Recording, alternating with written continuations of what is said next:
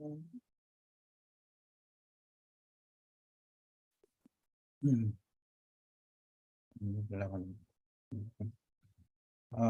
Krishna, is my screen visible? Hare Krishna Prabhu, yeah, screen is visible and you're audible. Okay, so we'll start with the Mangala Charan. Om Majnana Timirandasya, Jnananjana Shalakaya, Chakshurunnitam Yena Tasmi Sri Guru Yanama, Sri Chaitanya Mano Vishtam Stapitam Yena Bhutale, Swayam Rupa Gadamayam Tadati Swapadantikam, Vandeyam Sri Guru Sri Yudapatakamanam Sri Gurun Vaishnavcha, Sri Rupam Sagaljatam Sagana Ragnatan Vitam Stam Sijivam, Sadvaitam Savadutam Paljana Saitam Krishna Chaitanya Devam, Sri Radha Krishna Padan Sagana Lalita Sri Vishakan Vitamsta, He Krishna Karana Sindhu Dinavanu Jagatpati, Gopesha Gopika Kanta Radha Kanta Namaste, Tapta Kanchana Gaurangi Radhe Vrindavaneshwari, Rishabhanu Sudhe Devi Pranamami Haripriye, Vancha Kalpatarubhyascha Kripa Sindhubhyevacha Patitanam Pavanebhyo Vaishnavebhyo Namo Namah, Shri Krishna Chaitanya Prabhu Nityananda, Shri Advaita Gadadhara Srivasadi Gaura Bhaktavrindha, Hare Krishna Krishna Krishna Hare Hare, Hare Rama Rama Rama Hare Hare, Hare Krishna Krishna Krishna Hare Hare, Hare Rama Rama Rama Hare Hare, Hare Krishna Krishna Krishna Hare Hare, Hare Rama Rama Hare Hare. Om Namo Bhagavate Vasudevaya, Om Namo Bhagavate Vasudevaya, Om Namo Bhagavate Vasudevaya. Hare Krishna. So today we'll continue with verse 11 of the 11th chapter. So we have covered the first 10 verses from chapter 11 last week. So this chapter is about Krishna's arrival at Dwarka. The previous chapter, chapter 10, was about his departure from Hastinapur to Dwarka. So in both these chapters, there are descriptions about how the residents of both the cities were feeling.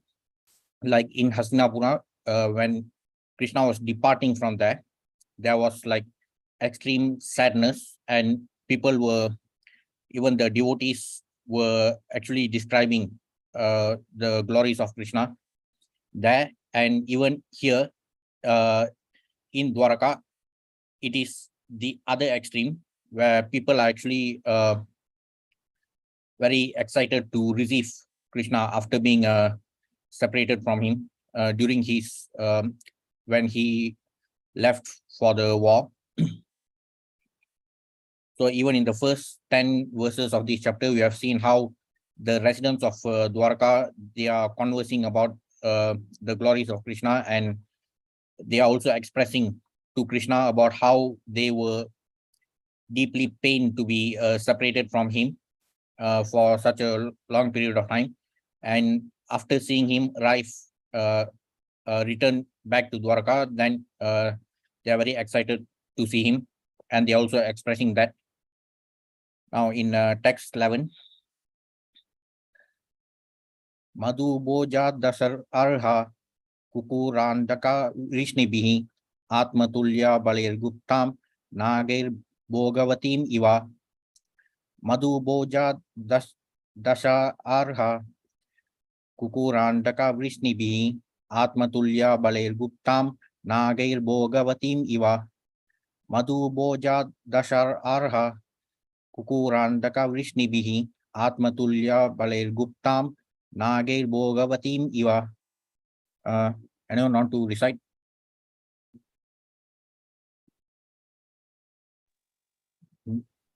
Hare Krishna. Hare Krishna Prabhu. Yep. Dasharharha Kukurandaka Vishnibhi Atmatulya Balayir Guptang Nagair Bhogavatim Iva. Okay, thank you, Mataji. Anyone else? It's just meter 8 sloka. Can try. Can I try, bro? Yeah, please. Madhu Boja Dasadara Kukulanda Sa Prisanti Bebe Atma Tulya Balaira Gupta Dam Nagari Bhagavantam. Okay.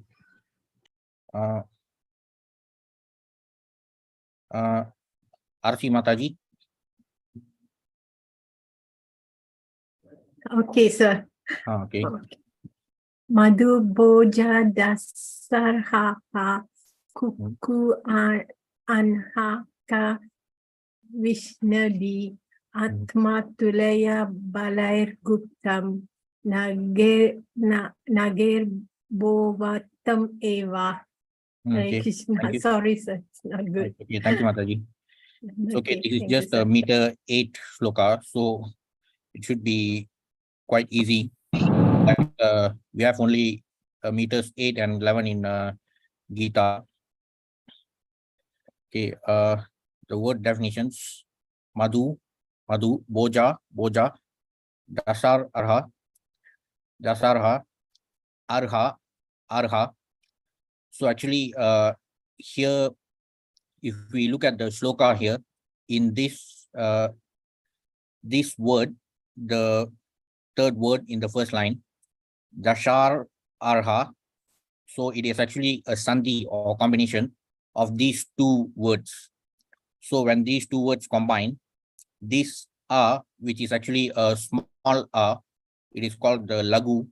So it becomes guru or a.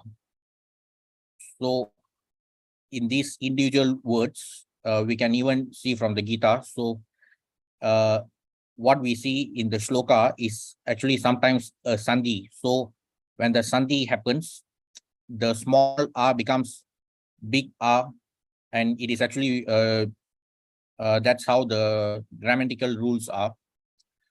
So that's why sometimes when we recite the slokas, we will be like experiencing difficulties, especially when this sandhi happens, because we have to like switch the sounds. So like from here, it ends with the small r. Here also it begins with the small r, but when they combine, it becomes the big R. So that's just that grammatical aspect of it. So Arha, Kukura, Andaka, Rishnibihi, by the descendants of Rishni, Atmatulya, as good as himself, Balai, by strength, Guptam, protected, Nagai, by the Nagas, Bhogavati, the capital of Nagaloka, Iva, like. Translation: as Bhogavati, the capital of Nagaloka, is protected by the Nagas, so was Dwaraka protected by the descendants of Rishni, Boja, Madhu, Dasharha, Arha, Kukura, Andaka, etc., who were as strong as Lord Krishna. So we have actually seen regarding this Nagaloka in one of our Friday sessions where we covered the topic on lower planetary systems. So as we have seen from our entire Bhagavata cosmology series of 9 videos, after covering the Bhumandal series, we saw the lower planetary systems. So the lower planetary systems actually they are situated in the subterranean region, meaning the region beneath the surface of the earth. So when we were covering about the Bhumandal, we were talking about the upper surface of the earth. So we covered a lot of things like the Shaptadvipas, also regarding the sun, moon, and many other planets. Then after that portion about the Bhumandal, we saw how there are 7 lower planets within the subterranean region, means underneath the ground. So this Nagaloka is also one of those lower planets. And in all these subterranean planets, they are completely devoid of any sunlight, because the sun it can only illuminate our Bhumandal. And as we saw from the topic on Bhumandal, even the radius of the Bhumandal is divided into 2 halves. If I'm not mistaken, either the radius or diameter is about 50 million yojanas. So the first half of the radius, actually right in the midpoint of the radius, we have the Loka mountain, which actually separates the region. The first half of the region of the Bhumandal is actually the inhabitable part, meaning the place where we all are living, we are still within the region bounded by the Loka mountain. So beyond the Loka mountain, we have the Aloka Varcha, where there are no inhabitants. That is mainly because the Loka mountain itself, it contains the sunlight which illuminates the area within the Loka mountain. So even beyond the Loka mountain, in the Aloka Varsha, there's no sunlight. And even beneath the Bhumandal, in these subterranean planets, there's no light there. And from a spiritual perspective, darkness actually means ignorance. Ignorance here, obviously, it is the ignorance in terms of God consciousness. However, in those regions, actually, even in our topic when we were covering about Bhumandal, we saw that there are actually three types of heavens: Divya Swarga, Bhauma Swarga, and Bila Swarga. Divya Swarga is the Swarga Lokas in the upper planetary systems. Then Bhauma Swarga refers to the heavenly regions within the Bhumandal itself. Like we are in the our Bharata Varsha is in this Jambudvipa. As we know, there are Shapta Dvipas. Beyond the Jambudvipa, there are also six other Dvipas. So those are the Bhauma Swarga regions which are not accessible for us. Those are for more enlightened souls who have actually performed more pious actions. So those regions are the Bhauma Swarga regions, meaning they are like Swarga Loka within the Bhumandal. And even beneath the Bhumandal is the Bila Swarga, which refers to the lower planetary systems. For example, even in the Sutala planet, in the Vamanadev pastime, when Vamanadev transformed into the Trivikrama form and he placed his foot on Bali Maharaj's head, then actually he was sent to the Sutala planet, but he was given the benediction that he will be able to enjoy material opulence even in that lower planet, that is the Sutala planet. And he will remain there, Bali Maharaj will remain there until the current Indra's reign is not over yet. Meaning after the current Indra, Bali Maharaj will take over the place of Indra. So even in the Bila Swarga regions, they are actually much more materially opulent, even compared to the Divya Swargas. Because even in the Divya Swargas, in the upper planetary systems, only the Swargaloka, which is headed by Indra, only that place is like very materially opulent, and it's full of sense enjoyment. Beyond the Swargaloka, in Marjana Tapa and Satyaloka, that is the abode of Brahma, in those abodes, the sages are very deeply engaged in devotional service. So in those, even in the abodes beyond Swargaloka, there's not much emphasis on sense enjoyment.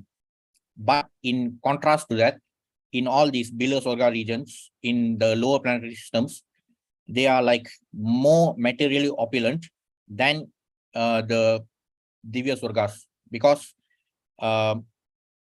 it is such that these places are actually devoid of sunlight. However, so it also signifies that they are trapped in darkness or ignorance, that is being devoid of Krishna consciousness. And but still they have been given so much material opulence to enjoy, but that type of enjoyment is actually a curse. It is not a blessing, because the kind of material opulence enjoyed by the beings in the lower planetary systems, those actually drag them even further away from Krishna consciousness. At least in the Divya Swarga regions, those in the upper planetary systems, though there are many facilities for sense enjoyment, but those who are wise, like the advanced sages, they actually spend their time there to further intensify their devotional service. But in contrast to that, in these lower planetary systems, those inhabitants, they are always engaged in sense gratification due to the material opulence of the lower planetary system. But it actually drags them further away from any opportunity for developing God consciousness. So that's why even those places are actually they're actually so dark, in the sense that there's no sunlight there, and even there's no it also signifies that the darkness which is experienced by those inhabitants is actually that of ignorance, meaning that they are devoid of God consciousness. The Nagaloka planet is situated below the Earth planet, and it is understood that the sun rays are hampered there. The darkness of the planet is, however, removed by the flashes of the jewels set on the heads of the Nagas, celestial serpents. So, though there is complete darkness in the lower planetary systems, they get their source of light from the effulgence of these jewels. So such is the material opulence in those regions. But as mentioned earlier, that type of material opulence is actually a curse which inhibits any opportunity for developing God consciousness. And it is said that there are beautiful gardens, rivulets, etc. for the enjoyment of the Nagas. It is understood here also that the place is well protected by the inhabitants. So also the city of Dwaraka was well protected by the descendants of Vrishni, who were as powerful as the Lord, insofar as he manifested his strength upon this earth. So even here, it has been mentioned clearly that though the descendants of Vrishni, they were as powerful as the Lord, but it is only to a certain extent, because even that strength was due to the mercy of the Supreme Lord. And as we know, even those descendants, they had to face the wrath of the Supreme Lord when the war was over, actually. Text 12. The city of Dwarkapuri was filled with the opulences of all seasons. There were hermitages, orchards, flower gardens, parks, and reservoirs of water, breeding lotus flowers all over. Perfection of human civilization is made possible by utilizing the gifts of nature in their own way. As we find herewith in the description of its opulence, Dwarka was surrounded by flower gardens and fruit orchards, along with reservoirs of water and growing lotuses. There is no mention of mills and factories supported by slaughterhouses, which are the necessary paraphernalia of the modern metropolis. So, the Mahabharata war happened in Dwapara Yuga, like during the twilight, and post the war, it was the like the twilight period towards the transition period from Dwapara to Kali. So in all the previous yugas, people were actually very content by living in harmony with nature. They did not disastrously destroy nature in the name of development.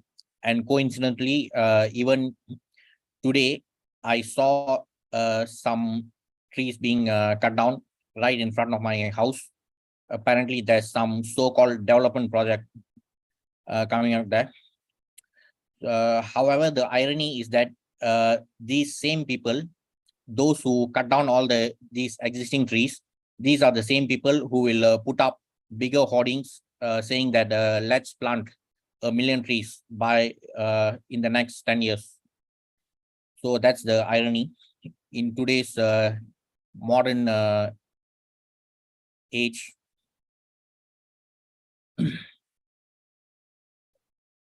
The propensity to utilize nature's own gifts is still there. Even in the heart of modern civilized man, the leaders of modern civilization select their own residential quarters in a place where there are such naturally beautiful gardens and reservoirs of water, but they leave the common man to reside in congested areas without parks and gardens. So we can also see the residential area of most of the billionaires. So we can actually see that their houses will be like situated right in between very pleasant landscape surrounded by greenery. But only the common people, they are forced to live in this so-called concrete jungle. The irony of development in the modern age is such that we destroy all the naturally occurring jungles to build concrete jungles.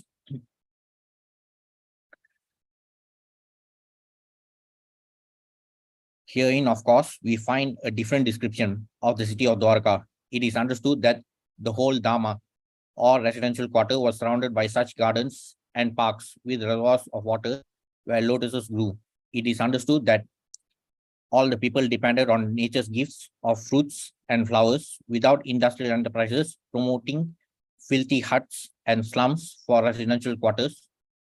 Advancement of civilization is estimated not on the growth of mills and factories to deteriorate the finer instincts of the human being, but on developing the potent spiritual instincts of human beings and giving them a chance to go back to Godhead. Development of factories and mills is called Ugra Karma or pungent activities, and such activities deteriorate the finer sentiments of the human being and society to form a dungeon of demons.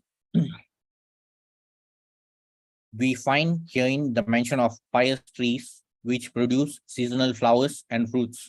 The impious trees are useless jungles only, and they can only be used to supply fuels. In the modern civilization, such impious trees are planted on the sides of roads. Human energy should be properly utilized in developing the finer senses for spiritual understanding, in which lies the solution of life.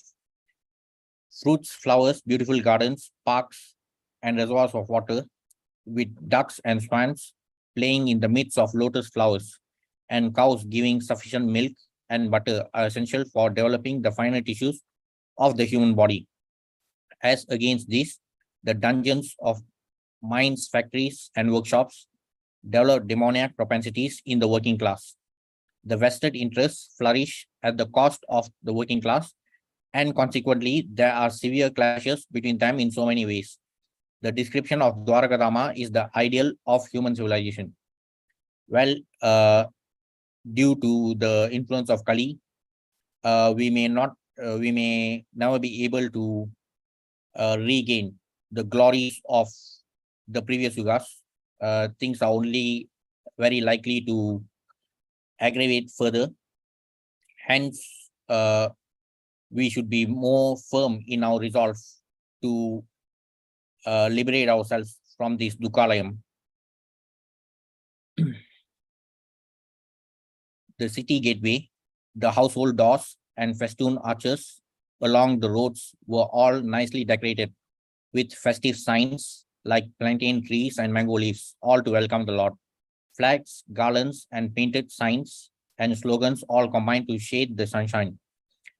Signs of decoration in special festivals were also collected from the gifts of nature, such as the plantain trees, the mango trees, fruits, and flowers. Mango trees, coconut palms, and plantain trees are still accepted as auspicious signs. The flags mentioned above were all painted with the picture of either Garuda or Hanuman, the two great servitors of the Lord. For devotees, such paintings and decorations are still adored, and the servitor of the master is paid more respects for the satisfaction of the Lord. So even the items for decoration were taken from nature, but nowadays in many of the houses, even the mango leaves are artificial. At 14, the highways, subways, lanes, markets, and public meeting places were all thoroughly cleansed and then moistened with scented water. And to welcome the Lord, fruits, flowers, and unbroken seeds were strewn everywhere. Scented waters prepared by distilling flowers like rose and kiora were requisite to wet the roads, streets, and lanes of Dwarakadama. Such places, along with the marketplace and public meeting places, were thoroughly cleansed.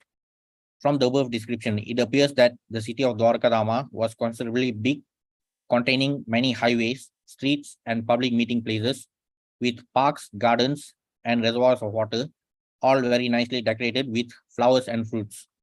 And to welcome the Lord, such flowers and fruits with unbroken seeds of grain were also strewn over the public places. Unbroken seeds of grain or fruits in the seedling stage were considered auspicious, and they are still so used by the Hindus in general on festival days. So from here, we can clearly see that the arrival of Krishna to Dwaraka, it was celebrated like a festival, and it only happened because the residents of Dwaraka, the inhabitants, they all had this loving devotion towards him. So it is very unlikely to for the residents to engage in such laborious task to welcome someone.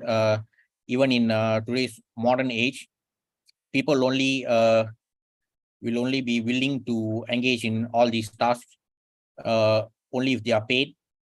But the devotees who were so fortunate to enjoy the personal association of the Supreme Lord when he descended to the material world, they actually showed their love and affection by engaging in all these laborious tasks.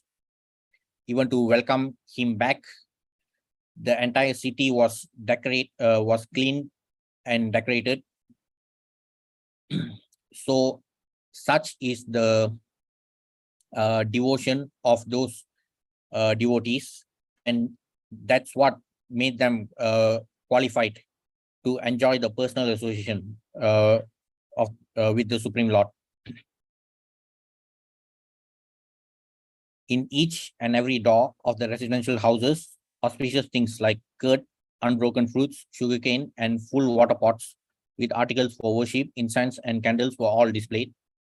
The process of reception, according to Vedic rites, is not at all dry. The reception was made not simply by decorating the roads and streets as above mentioned, but by worshipping the Lord with requisite ingredients like incense, lamps, flowers, sweets, fruits, and other palatable eatables according to one's capacity. Again, this is also quite similar to what Krishna spoke in Gita 9.26. Patram pushpam phalam toyam yome bhaktya prayasati taram bhakti upartam ashtami prayatatmanaha. Krishna himself, he does not expect us to spend so much money beyond our means. What he expects is just love and affection. He's not he's not obsessed about the kind of offerings that we do. He does not really look at what type of paraphernalia or items that we offer to him, because those are all these material objects are simply part and parcel of his material energy. These material items were only produced using his own material energy. So we cannot simply please him or impress him by making all these grand offerings, which consists of only the material objects, but no love and affection. So that's why even in that verse, in Gita 9.26, Krishna emphasized on bhakti, not once but twice in that same verse. So even here in the purport, Prabhupada is emphasizing according to one's capacity. So what matters more is our love and devotion, not the grandeur of or the magnitude of the items or offerings that are made. All were offered to the Lord, and the remnants of the foodstuff were distributed amongst the gathering citizens. So it was not like a dry reception of these modern days. Each and every house was ready to receive the Lord in a similar way, and thus each and every house on the roads and streets distributed such remnants of food to the citizens, and therefore the festival was successful. Without distribution of food, no function is complete, and that is the way of Vedic culture. Again, Prabhupada has actually mentioned according to one's capacity. So though prasadam distribution is highlighted here, prasadam does not necessarily have to be a very grand feast. We can still prepare items according to our means, because if we are going to spend beyond our means and in the guise of distributing prasadam, and if we are going to complain about being cash strapped on the very next day, then the entire effort becomes futile. Because if we are going to do it, we better do it sincerely, without complaining too much. If we are unable to do it, it's better not to do it than to do everything beyond our means and complain on the very next day.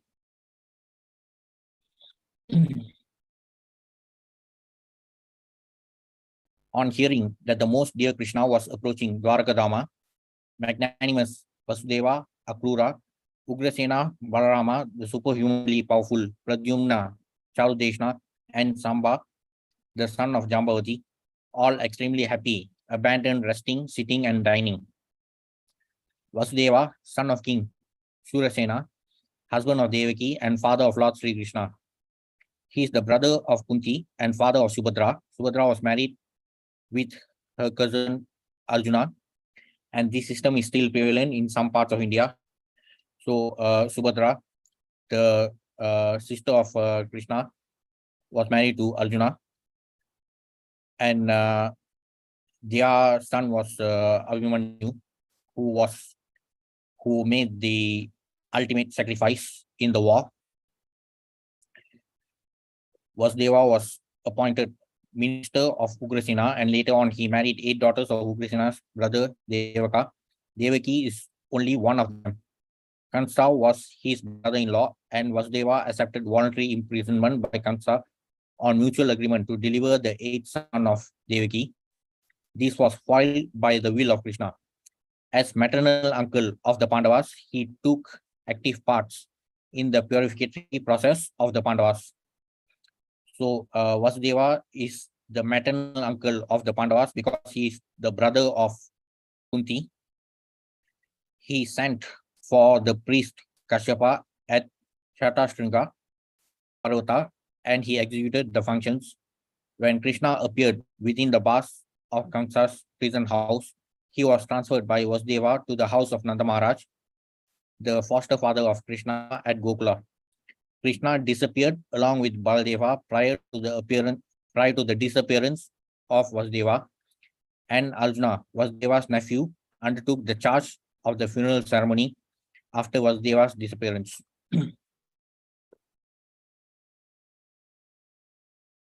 Akrura, the commander-in-chief of the Vrishni dynasty and a great devotee of Lord Krishna. Akrura attained success in devotional service to the Lord. By the one single process of offering prayers, he was the husband of Sutani, daughter of Ahuka. He supported Arjuna when Arjuna took Subhadra forcibly away by the will of Krishna. Both Krishna and Akrura went to see Arjuna after his successful kidnapping of Subhadra. Both of them presented dowries to Arjuna after this incident. Akrura was present also when Abhimanyu, the son of Subhadra, was married with Uttara, mother of Maharaj Parikshit. Ahuka, the father-in-law of Akrura, was not on good terms with Akrura, but both of them were devotees of the Lord. Ugrasena, one of the powerful kings of the Vrishni dynasty and cousin of Maharaj Kuntiboja. His other name is Ahuka. His minister was Vasudeva, and his son was the powerful Kansa. This Kansa imprisoned his father and became the king of Mathura. By the grace of Lord Krishna and his brother, Lord Baladeva, Kansa was killed and Ugrasena was reinstalled on the throne. When Shalva attacked the city of Dwaraka, Ugrasena fought very valiantly and repulsed the enemy. Ugrasena inquired from Naradaji about the divinity of Lord Krishna. When the Yadu dynasty was to be vanquished, Ugrasena was entrusted with the iron lump produced from the womb of Samba. He cut the iron lump into pieces and then pasted it and mixed it up with the seawater on the coast of Dwaraka. After this, he ordered complete prohibition within the city of Dwaraka and the kingdom. He got salvation after his death. So this episode regarding this iron lump and there were so many ugly things were happening in the Mausala Parva. Like that period is like towards the end when Krishna was actually about to depart from the material world. So that's when the entire Yadu dynasty was destroyed. Baldeva, he is the divine son of Vasudeva by his wife Rohini. He is also known as Rohini Nandana, the beloved son of Rohini. He was also entrusted to Nanda Maharaj along with his mother Rohini when Vasudeva embraced imprisonment by mutual agreement with Kansa. So Nanda Maharaj is also the foster father of Baladeva along with Lord Krishna. Lord Krishna and Lord Baladeva were constant companions from their very childhood, although they were stepbrothers. He is the plenary manifestation of the Supreme Personality of Godhead, and therefore he is as good and powerful as Lord Krishna. He belongs to the Vishnu Tattva, the principle of Godhead. So we have also seen regarding the different tattvas like Jiva Tattva, Shiva Tattva, Vishnu Tattva, and Krishna Tattva. Krishna Tattva is complete with 64 qualities. It's not that Krishna only has 64 qualities. He has numerous qualities, but 64 of which are the most prominent. Then the Vishnu Tattva has 60 of those 64 qualities, and Shiva Tattva and Jiva Tattva. He attended the Swayamvara ceremony of Draupadi along with Sri Krishna. When Subhadra was kidnapped by Arjuna by the organized plan of Sri Krishna, Baladeva was very angry with Arjuna and wanted to kill him at once. Sri Krishna, for the sake of his dear friend, fell at the feet of Lord Baladeva and implored him not to be so angry. Sri Baladeva was thus satisfied. So in the previous incarnation of Rama avatar, Lakshman was actually like subservient to Rama, but during the avatar of Krishna, the roles were reversed. So Krishna, being the younger brother of Baladev, he was always being like subservient to Baladeva, though Baladeva himself was a plenary portion of Krishna. So like that, Lord Krishna being the Supreme Personality of Godhead, though he was the Supreme Lord, still he showed the example of how he was always willing to be obedient to his elders when he was in the material world.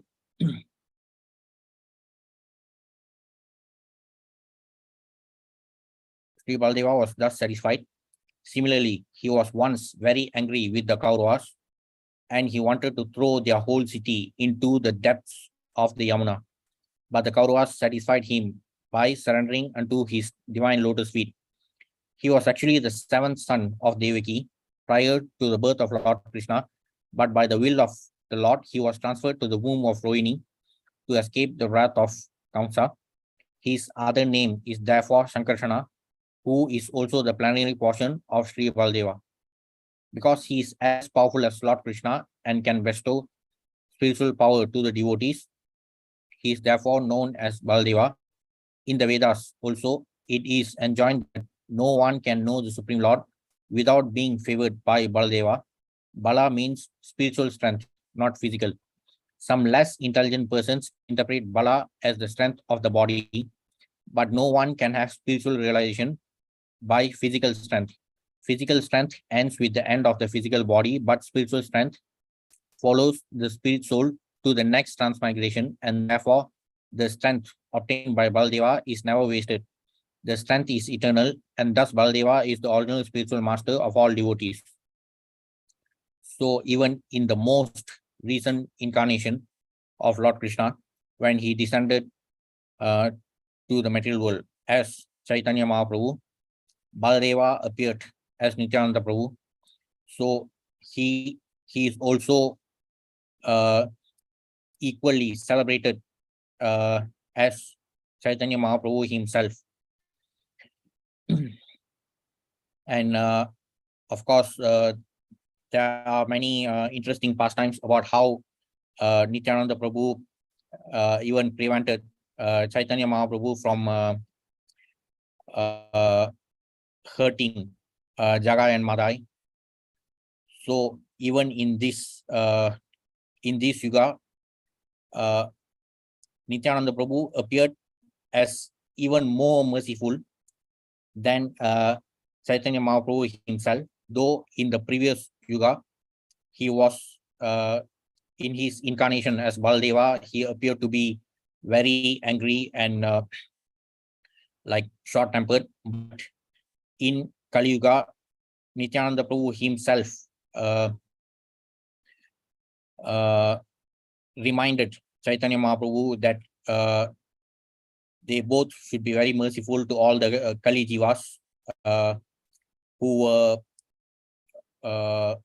were being like represented by Jagai and Madai. When Jagai and Madai heard Nityananda Prabhu, Chaitanya Mahaprabhu wanted to actually invoke his Sudarshan Chakra and slay them, but he was stopped by Nityananda Prabhu, and that's when Nityananda Prabhu himself, he reminded Chaitanya Mahaprabhu that they descended to the material world in this Kali Yuga to actually deliver all the fallen souls who are just as fallen as Jagai and Madai.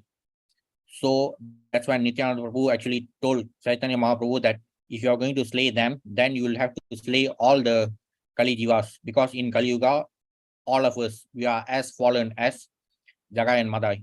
So in the previous Yuga, Lord Baladeva was such he appeared as a very angry personality, but in Kali Yuga, he was like even more merciful than Chaitanya Mahaprabhu. Hence, Prabhupada is emphasizing his role as the original spiritual master of all devotees. So even to attain the mercy of Chaitanya Mahaprabhu, we should also be favored by Baldev or Nityananda Prabhu. Sri Baldeva was also a class friend of Lord Sri Krishna as a student of Sandipani Muni. In his childhood, he killed many asuras along with Sri Krishna, and specifically, he killed the Jenukasura at Talavana. During the Kurukshetra battle, he remained neutral and he tried his best not to bring about the fight. He was in favor of Duryodhana, but still he remained neutral. When there was a club fight between Duryodhana and Bhimsen, he was present on the spot. He was angry at Bhimsen when the latter struck Duryodhana on the thigh or below the belt, and he wanted to retaliate the unfair action. Lord Sri Krishna saved Bhima from his wrath, but he left the place at once, being disgusted at Bhimsena. And after his departure, Duryodhana fell to the ground to meet his death.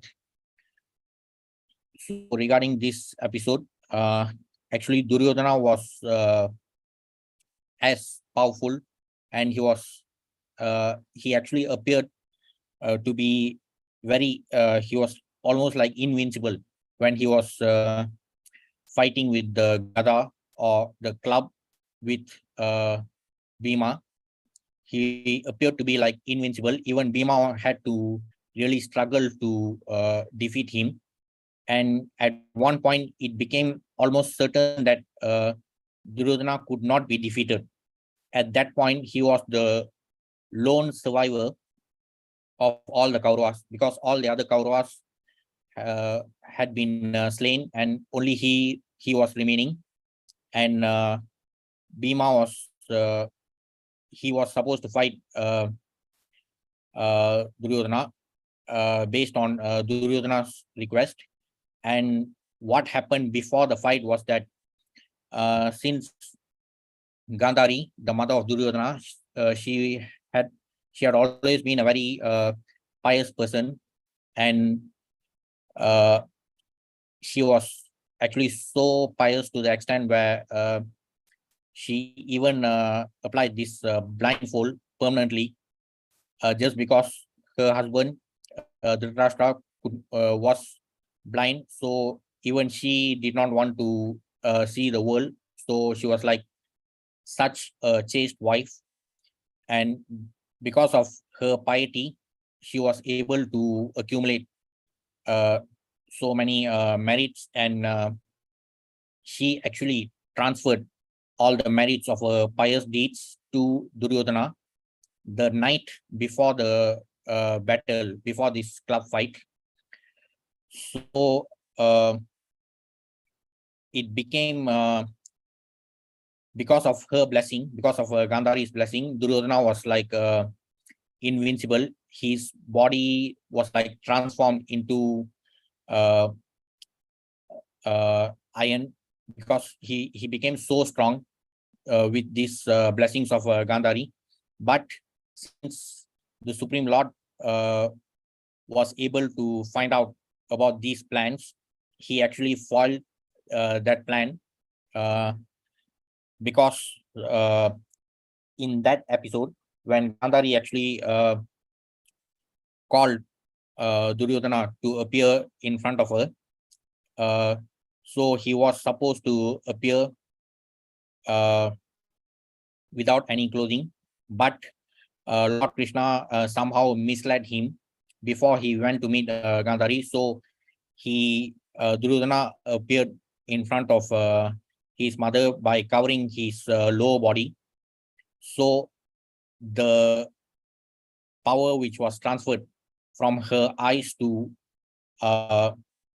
his body, it did not really affect his lower body, and that's how he became vulnerable below the belt. So that actually happened because of the Supreme Lord's will. Otherwise, it would have been completely impossible to slay Duryodhana. It actually became a very difficult battle for Bhima to win by not hitting below the belt. The funeral ceremony of Abhimanyu, the son of Arjuna, was performed by him, as he was the maternal uncle. It was impossible to be performed by any of the Pandavas, who were all overwhelmed with grief. At the last stage, he departed from this world by producing a great white snake from his mouth, and thus he was carried by Sheshnag in the shape of a serpent.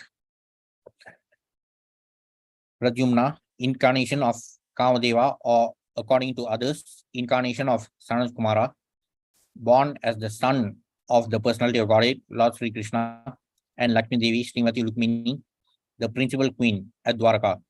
He was one of those who went to congratulate Arjuna upon his marrying Subhadra. He was one of the great generals who fought with Shalva, and while fighting with him, he became unconscious on the battlefield. His charioteer brought him back to the camp from the battlefield, and for this action, he was very sorry and rebuked his charioteer. However, he fought again with Shalva and was victorious. He heard all about the different demigods from Naradaji.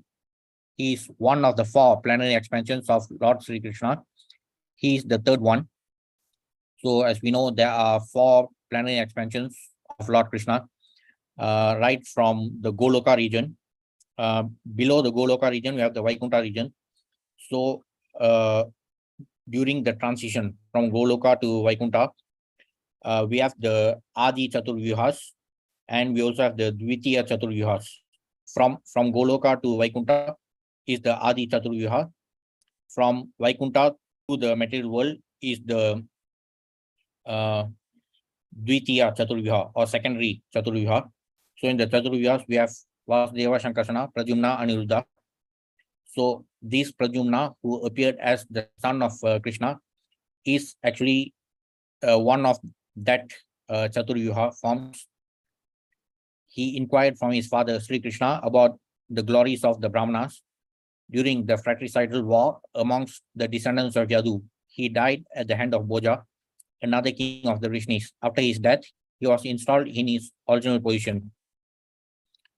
Charles Deshna, another son of Lord Sri Krishna and Rukmini Devi. He was also present during the Swayamvara ceremony of Draupadi. He was a great warrior like his brothers and father. He fought with Vivindaka and killed him in the fight.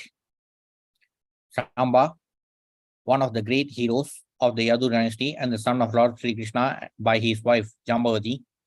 He learned the military art of throwing arrows from Arjuna, and he became a member of parliament during the time of Maharaj Yudhishthira. He was present during the Rajasuya Yajna of Maharaj Yudhishthira, when all the Vrishnis were assembled during the time of Prabhasa Yajna. His glorious activities were narrated by Satyaki before Lord Baladeva. He was also present along with his father, Lord Sri Krishna, during the Ashwamedha Yajna performed by Yudhishthira.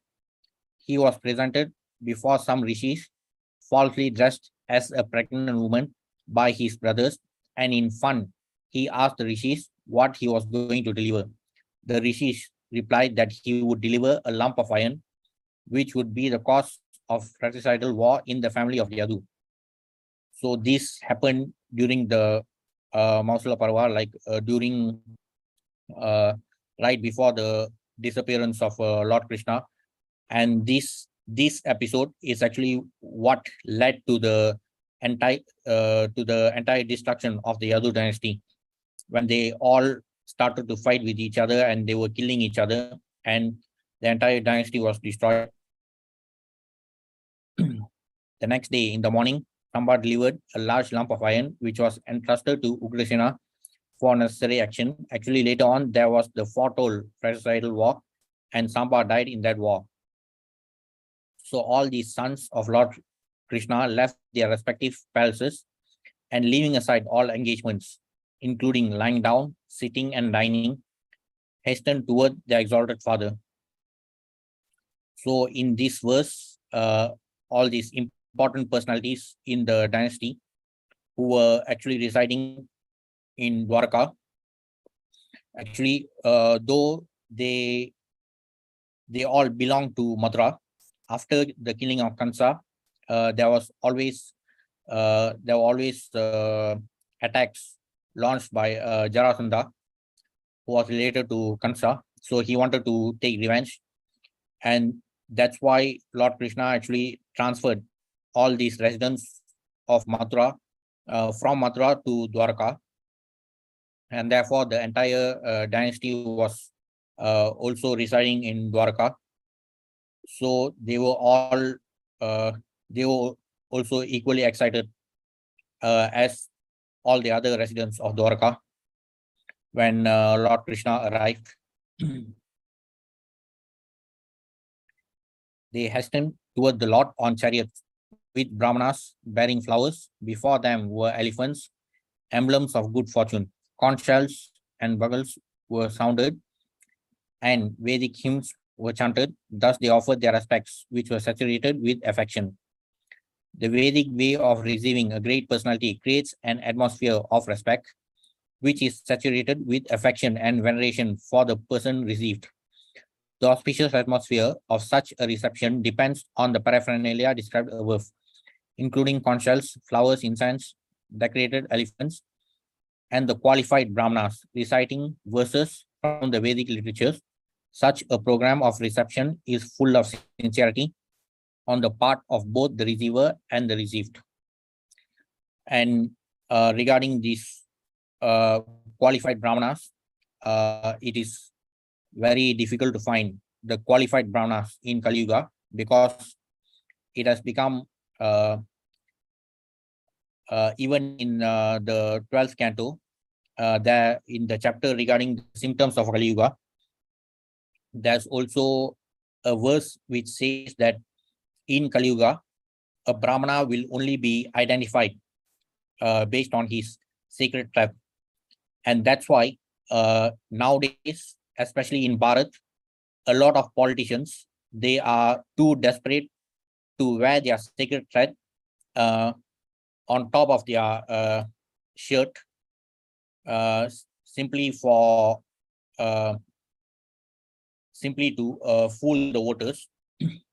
So it has come to such an extent, and they actually claim to be brahmanas. So it is extremely difficult to find qualified brahmanas, because even those who claim to be brahmanas themselves, they actually make such claims just because they were born in a brahmana family. In the Gita itself, it is stated, it has been mentioned by Lord Krishna in chapter 4 of the Gita, in 4.13. Chaturvarnya maya shusam gunakarma vibhagasa tasya kartaram vidya kartaram avyayam. This varna system, actually not just varna system, even the varna and ashrama system. When we talk about varna ashrama, it actually refers to the combination of the 4 varnas and the 4 ashramas. However, many of the so-called intellectuals who spread anti-Hindu propaganda, they always they cannot even differentiate between the varnas and ashramas. Whenever they talk about varnashrama, they only refer to the varna system, and that too they try to distort this varna system as being equal to caste. Actually, the word caste itself, it is a foreign word. It does not exist in any of the Sanskrit dictionary. And even when you talk about the varnas, Lord Krishna clearly mentions in the Gita, especially in 4.13, Chaturvarnyam. Krishna only talks about the 4 varnas, and those are also those divisions are also on the basis of gunas and karmas. Guna karma vibhagasa. Unlike the propaganda which is spread by all these anti-Hindu forces, they always say that Hinduism propagates caste system, division based on birth. But from the Gita, we clearly know that the 4 varnas have been divided based on gunas and karmas. However, due to the degradation of Kali Yuga, it has come to such an extent where people who claim to be born in Brahmana families, they also identify themselves as Brahmanas simply because they were born in the Brahmana family. Even in the Gita, in chapter 18, there are further descriptions about the Varna system from verses 40 onwards, especially in verse 42 of the 18th chapter, 18.42. There are descriptions about the qualities of a Brahmana. Samo damas tapas saucham santirarjam evacha jnana vinyana mastikyam brahma karma svavajam. The qualities of a Brahmana, like being in equanimity, always being peaceful, having knowledge about religion, those are the qualities of a Brahmana. But nowadays, those who don't even know about the Varna system or even about the qualities of a Brahmana, they all claim to be Brahmanas just because they were born in a Brahmana family. So that's why it is extremely rare to find qualified Brahmanas. Even the word Brahmana itself, it denotes that that person should have Brahma Vidya. Brahma Jana iti Brahmana. A Brahmana is someone who has knowledge about the Supreme Brahman. So only such people are qualified to be Brahmanas, not merely because someone who is born in a Brahmana family, that does not qualify the person to be a Brahmana.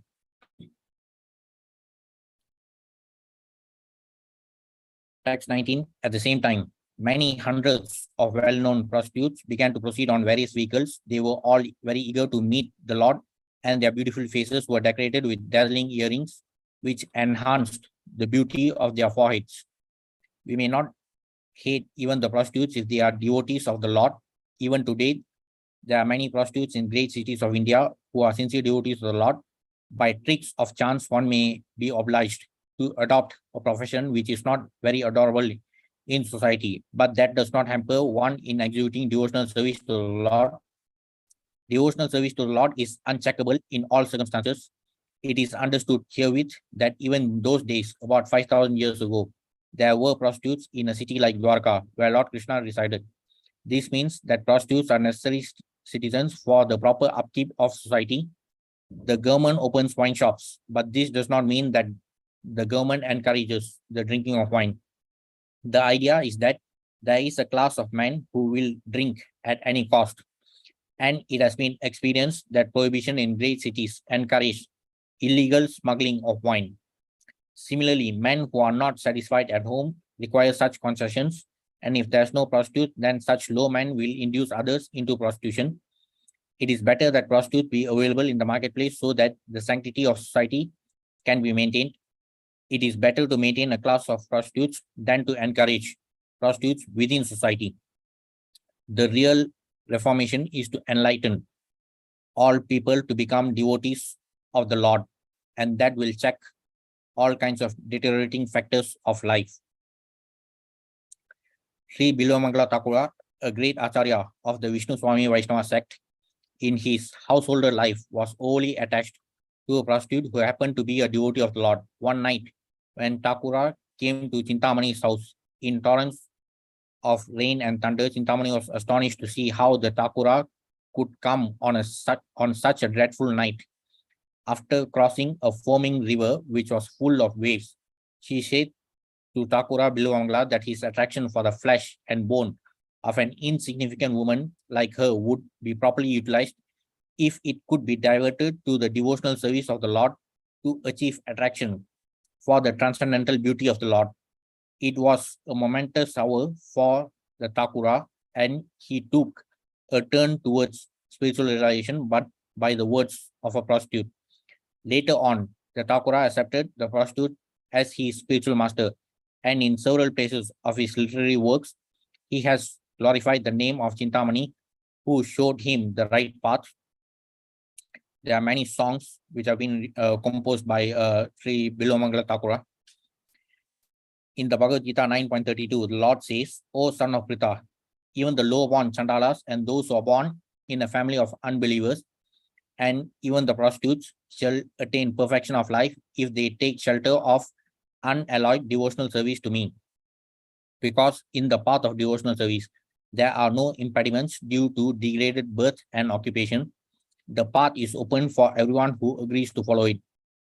So in Gita 9.32, Mami Partha Vyapashritya, Ye Pisho Papa Yonaya, Striyo Vaishas Tata Sutras, Te Piyanti Param Gatim. Krishna says that regardless of a person's birth or his varna, anyone who surrenders to the Supreme Lord can always attain the supreme destination. So that is the only qualification, regardless of birth or occupation. As mentioned by Krishna himself in Gita 9.32, it appears that the prostitutes of Dwarka who were so eager to meet the Lord were all his unalloyed devotees, and thus they were all on the path of salvation, according to the above version of the Bhagavad Gita. Therefore, the only reformation that is necessary in society is to make an organized effort to turn the citizens into devotees of the Lord, and thus all good qualities of the denizens of heaven will overtake them in their own way. On the other hand, those who are non-devotees have no good qualifications whatsoever. However, they may be materially advanced. The difference is that the devotees of the Lord are on the path of liberation, whereas the non-devotees are on the path of further entanglement in material bondage. The criterion of advancement of civilization is whether the people are educated and advanced on the path of salvation. So it is especially interesting to note here that the devotees of the Lord are on the path of liberation, whereas the non-devotees are on the path of further entanglement in material bondage. So the more we neglect this human form of life, we are at risk of being further entangled, and due to our deteriorating consciousness, we are likely to attain further degraded forms of life if we do not fully utilize this precious human form of life in this birth. The criterion of advancement of civilization is whether the people are educated and advanced on the path of salvation. During the Vedic age, education meant that though the people were busy studying all the different Vedangas and also many other types of Vedas, which were related to material life, but all those different branches of knowledge ultimately culminated into realizing the ultimate truth. But in today's so-called modern education, it has become the sole objective of today's modern education is actually to propagate atheism, to deny the existence of God, and to completely prohibit spiritual advancement. That is the sole objective of today's so-called modern education. In other words, today's modern education is only focused on making human beings to become better than animals in the business of eating, sleeping, mating, and defending. So if we are going to be too engrossed in those four businesses, we are likely to get degraded to the level of animals, especially in our next birth. So it is important to not fall into that track in the pursuit of this so-called modern education or development. Expert dramatists, artists, dancers, singers, historians, genealogists, and learned speakers all gave their respective contributions, being inspired by the superhuman pastimes of the Lord. Thus they proceeded on and on. It appears that 5,000 years ago, the society also needed the services of dramatists, artists, dancers, singers, historians, genealogists, public speakers, etc. Dancers, singers, and dramatic artists mostly hail from the Shudra community, whereas the learned historians, genealogists, and public speakers hail from the Brahmana community. All of them belong to a particular caste, and they became so trained in their respective families. Here, the word caste is used because it is the closest match. It does not necessarily translate to varna, because a lot of terms in Sanskrit, they do not necessarily have an equivalent meaning in the English language. Very often we tend to hear that dharma means religion, but that's not the case. It is the closest match, but dharma does not necessarily mean religion. So similarly, varna does not necessarily mean caste. It is only used as the closest match. Such dramatists, dancers, singers, historians, genealogists, and public speakers would dwell on the subject of the Lord's superhuman activities in different ages and millenniums, and not on ordinary events, nor were they in chronological order. All the Puranas are historical facts, described only in relation with the Supreme Lord in different ages and times, as well as on different planets also. Therefore, we do not find any chronological order. The modern historians therefore cannot catch up the link, and thus they unauthoritatively remark that the Puranas are all imaginary stories only.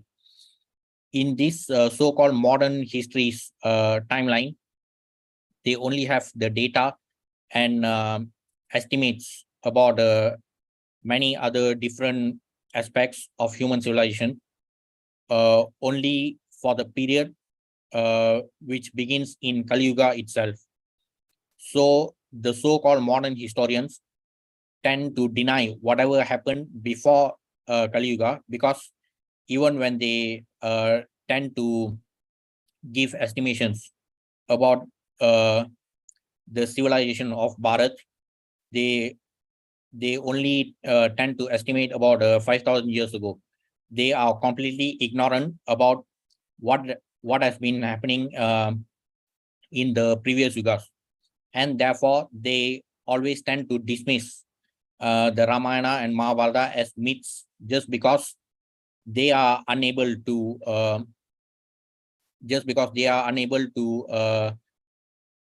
understand about what happened in those timelines.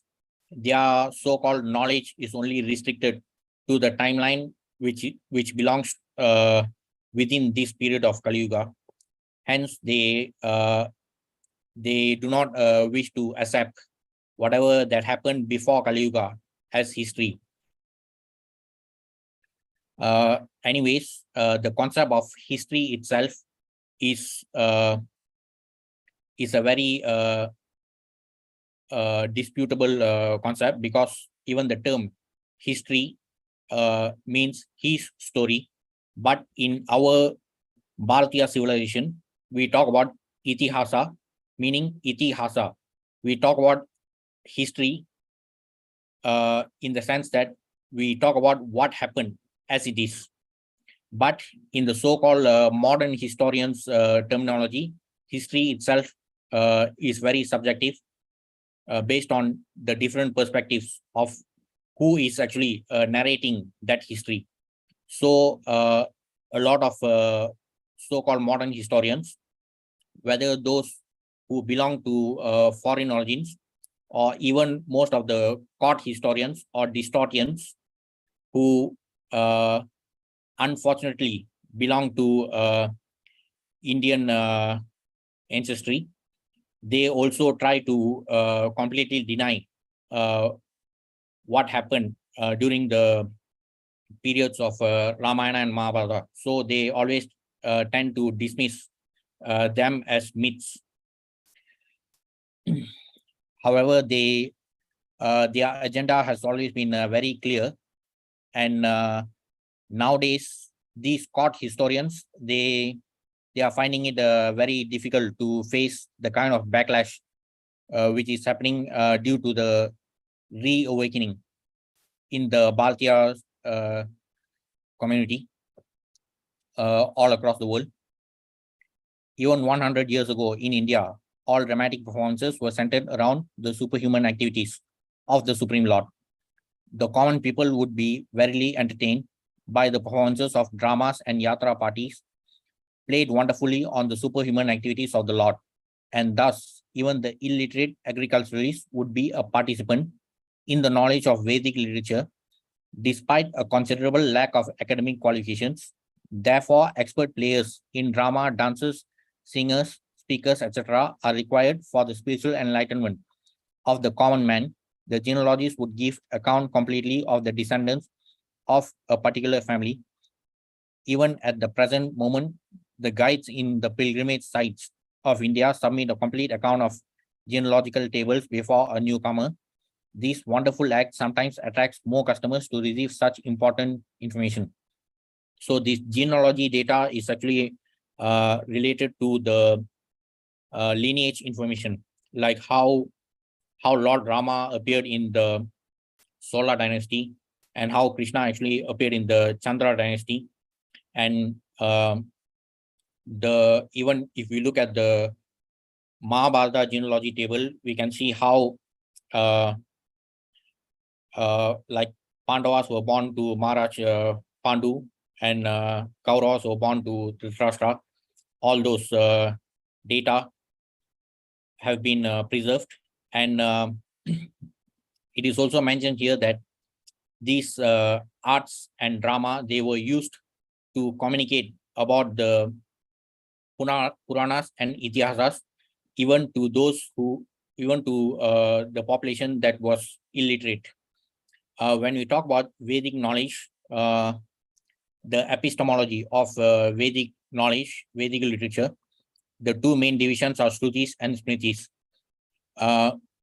Though the Vedas, the four Vedas, are often regarded as the topmost in the entire Vedic literature, but we must also understand that it is the Puranas and Itihasas which are actually even more important than the Shrutis. in the sense that the Puranas and Itihasas have also been composed in such a way that they actually capture all the essence of the important Vedas in such a way that they are more they can be more easily communicated to the general population, because the Vedas they require very intense study, especially by qualified Brahmanas, because the language of the Vedas are very cryptic. Like even if we compare the Gita with the Upanishads are extremely cryptic. The verses are like very short, and but there are there's very in-depth meaning into the verses of the Upanishads. But if we compare it with the Gita is actually a much more user-friendly version of the Upanishads. So it is much more easy to understand the Gita than the Upanishads, which are very cryptic. So that's why the Puranas and Itihasas are like even more important than the Vedas, in the sense that they are very useful to educate the common population who are not as educated as the Brahmana community. So that has also been mentioned here about how the how dramas were used to convey the knowledge of the Puranas and Itihasas. So that's all for today. We have completed up to verse 20. Okay, any questions?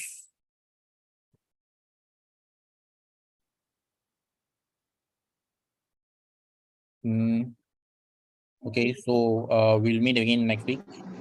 Hare Krishna. Hare Krishna, Krishna, Prabhu. sir. Thank you, Prabhu. Thank you, sir. Hare Krishna Babuji. Hare Krishna.